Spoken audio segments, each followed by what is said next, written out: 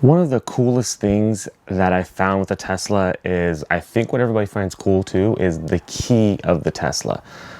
This thing, so guys, I have a Model X 2020 and I want to kind of talk to you guys a little bit about the key and how it looks and why it looks like it and what it does. So let's just get into it right now.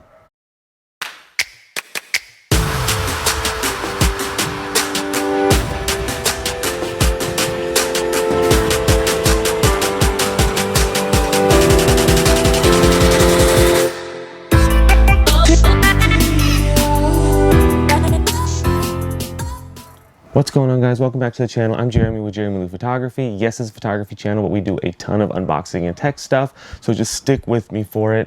But guys, if you're new, please consider subscribing. Video helps you anyway, give it a thumbs up and then click that bell for notifications. If you're a photographer, this will actually help you as well, because we actually talk about how we use the Tesla in our photography, whether it's in shoots, storing gear, taking things out, and making sure that our gear stays safe without getting our cars bashed in and stuff getting stolen and working through insurance. So super simple, guys. This is the key fob. This thing is freaking amazing. So it's a wireless entry key, meaning that there's actually no key to it. You can actually just get into the car, it'll recognize it, it'll start. We don't even have a start button in this car.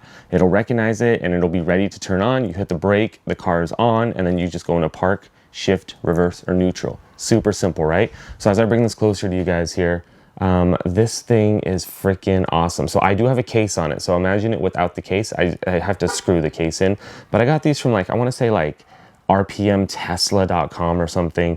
They don't sponsor me in any way, but this is the little case that comes onto it, and then the little leather thing, and this hooks onto my current key set, which is kind of freaking awesome. I do wish this was bigger though, that I could actually loop it around like my belt loop as a carabiner. But that's a whole different story. So here it is, guys. And if you guys can tell right away, it looks like a Tesla, right? We have the Tesla logo here. So this is the front of the car. This is the top. This is the back. This is the left side. And this is the right side. And this thing is super intuitive and super easy to do. So, I mean, basically, if I just push the back twice, my trunk will open. If I push the left side twice,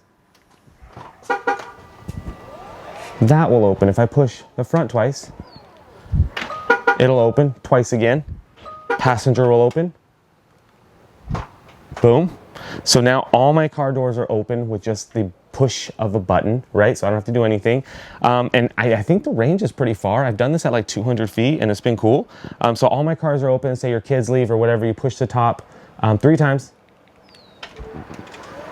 Everything closes. It's freaking amazing. So within this key fob, guys, there is detection stuff. So there's sensors and everything within here. The little trigger, the remotes are, actually it's a remote and the triggers are in there. And basically within the sides of the cars, it'll tell you when you're close to the car. It'll tell the car when you're close, and it'll actually open up the doors for you automatically. One thing I do want to get back to is I pushed the button 3 times for everything to close. Standard comes with a 1-button push, which is fine, but I don't know how sensitive it is yet. There's a tactile push to it, so it's not like a touchscreen. So when I'm pushing on it, I have to push down a little bit. Pretty much no sound. So if it's in my pocket and I bump into something while the doors are open from carrying something, I don't want the opportunity for it to close all at once.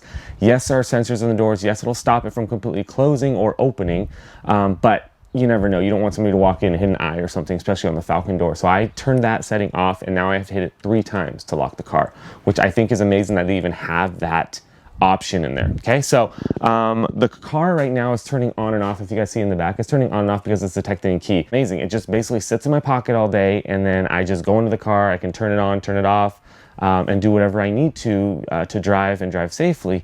The key will pretty much control everything, which also means you need to have the key with you at all times. So it kind of just sticks with my house keys and it's in there. But this thing is freaking cool. It's intuitive and I love it.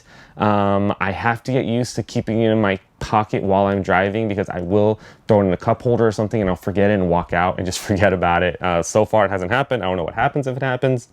But luckily there's an app on here, so if I do leave it in there, I'm too close to the car. If I do leave it in there, then it'll be able to use the app, and then I can actually use the app to open and close it if I need to.